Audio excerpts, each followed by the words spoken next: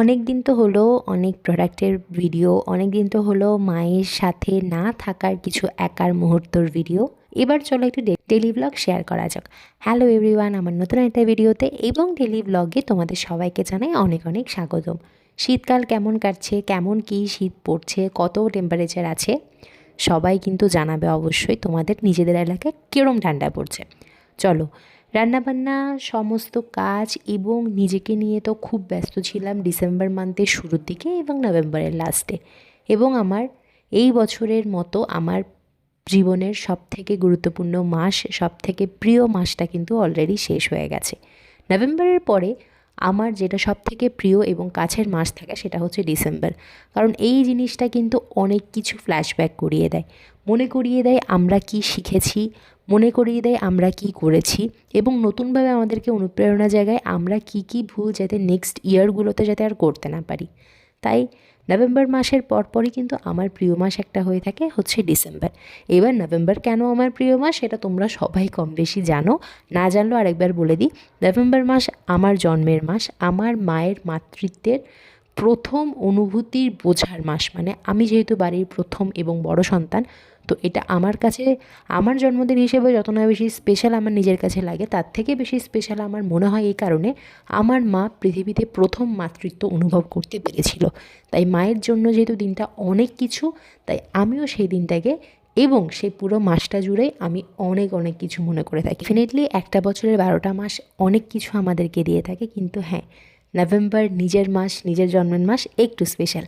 তাই হ্যাঁ, একটু পার্শিয়ালিটি করে নভেম্বর মাসে শুধুমাত্র এটা আমি সবসময় বলে থাকি, নভেম্বর মাসে যাদের যাদের জন্মদিন ছিল, যাদের যাদের বিবাহবার্ষিকী ছিল, বেশি একটা হয় না বাট তারপরও, বা যা যা পরিমাণ তোমাদের কি বলবো অনেক অনেক শুভ দিনগুলো ছিল, সকল কিছুর জন্য আমার তরফ থেকে অনেক অনেক অনেক অনেক ওয়েল উইশেস। এবং হ্যাঁ, নভেম্বর ছাড়াও বাকি মাসগুলোর জন্য আমার যাদেরকে আমি চিনি না বা যাদেরকে আমি জানি না, কিন্তু আমার রেগুলার ব্লগ তোমরা দেখো, আমাকে অনেক অনেক ভালোবাসা তোমরা দাও, তাদের সবার জন্য অনেক অনেক ওয়েল উইশেস এবং শুভকামনা।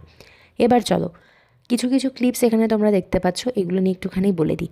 দেখো, এগুলো সবসময় রেকর্ড করা হয় ঠিকই, বাট সবসময় যখন এডিট করতে বসি লিটারেলি বলছি মনে থাকে না কখন কি করি না করি, তো মনে করে করে করে আমাদেরকে এই রেকর্ডিংগুলোকে আবার ভয়েস ওভার দিতে হয়।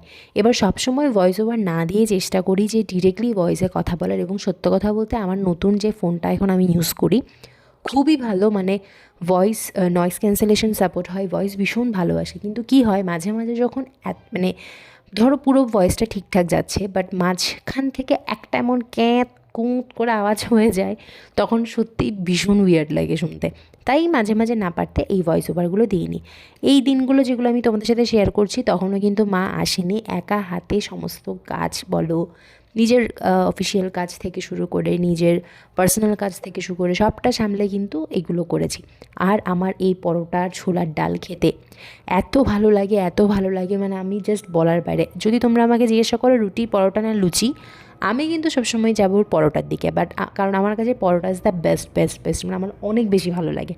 তোমরা কমেন্ট করে জানো কে কে তোমরা কী খেতে ভালোবাসো, লুচি নাকি পরোটা? কারণ রুটি অনেকেই ভালোবাসে, বাট আমি এটা বোঝা যায় যে সবাই লুচি আর পরোটাকেই বেশি চুজ করবে রাদার দ্যান রুটি। যাই হোক, আমার কিন্তু পরোটা ভীষণ প্রিয়, মানে আমি কিন্তু ভীষণ পরোটা লাভার। তো এখানে দেখো গোপুসোনাদেরকে কি সুন্দর করে রেখেছে, ঠান্ডা লাগছে বলে ওদেরকে কিন্তু আমি যখন নতুন গেছিলাম, মানে আমি যখন আবার গেছিলাম তখন দেখছি ওদের জন্য নতুন কম্বল সোয়েটার গোপুসোনাদের জন্য বার করা হয়েছে। তারপর আবার এই দিনটা ছিল মাকে ছাড়া মানে মাকে ছাড়া থাকার আরেকটা দিন। এদিন আমি আলু আর পেঁয়াজকলি ভাজা করেছি এবং আমি খুব ইউনিক স্টাইলে সেই ভাজাটা করেছি। আমি একদিন শেয়ার করবো আমার রান্নার রেসিপি। হ্যাঁ, সত্য কথা বলতে একজন আমাকে আমার ভিডিওতে কমেন্ট করেছে যে তুমি তোমার স্কিন কেয়ার দেখাও, তুমি তোমার সাজগোজ দেখাও, তুমি তোমার রান্নার ভিডিও শেয়ার করো, একটা কাজ করো তুমি রান্নার রেসিপি এবার দেখাও। এ বাবা, এটা তো একটা অন্যরকম বিষয়। রান্না তো সেরকম একটা পারি না, কিন্তু হ্যাঁ টুকটাক যেটুকু রান্না করি সবাই খেয়ে কিন্তু ভালোই বলে, খুব একটা খারাপ বলে না। আমার নিজেরও ভালো লাগে খেতে, পরিমাণে ভাতটাও খুব একটা যে কম খাই নিজে রান্না করেছি বলে এমনটা কিন্তু না। তবে হ্যাঁ, কখনো ভেবে দেখিনি যে রান্নার রেসিপি, মানে আমি কীভাবে রান্না করি সেটা তোমাদেরকে শেয়ার করব। চলো, সেটাও ডেফিনেটলি শেয়ার করবো একদিন। আর এভাবেই তোমরা ভালো থেকো, সুস্থ থেকো। দেখো, নারীরাও যুদ্ধ করে সমাজে এগিয়ে যাচ্ছে, আমরাও নারী, আমরাও পারি। অ্যান্ড ইয়েস, এভাবেই ছেলে মেয়ে একসঙ্গে সুন্দরভাবে সমাজটাকে গড়ে তুলি, সুন্দরভাবে বাঁচি এবং নতুন নতুন বছরগুলোকে সাদরে সুন্দরভাবে গ্রহণ করি। ভালো থেকো সকলে, দেখা হচ্ছে নতুন আরেকটা ভিডিওতে।